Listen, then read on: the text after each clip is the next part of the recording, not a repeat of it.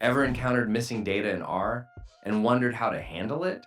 Let's explore how the is.na function can help you identify and manage missing values efficiently.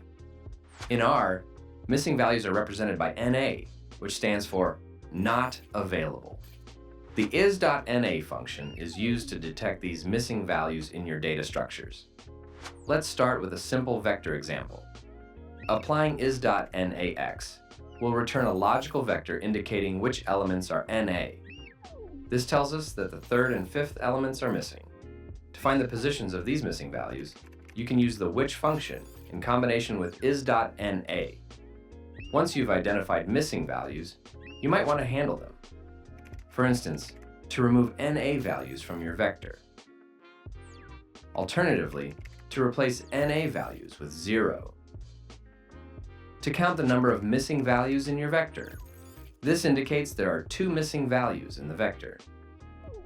The is.na function also works with data frames. Here's an example. Applying is.nadf will return a logical matrix indicating the presence of NA values in each cell.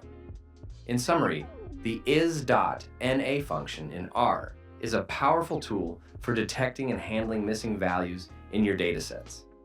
By effectively managing NA values, you can ensure the integrity of your data analysis. Want to learn more about data handling in R? Check out our hands-on courses at Educative. See you next time.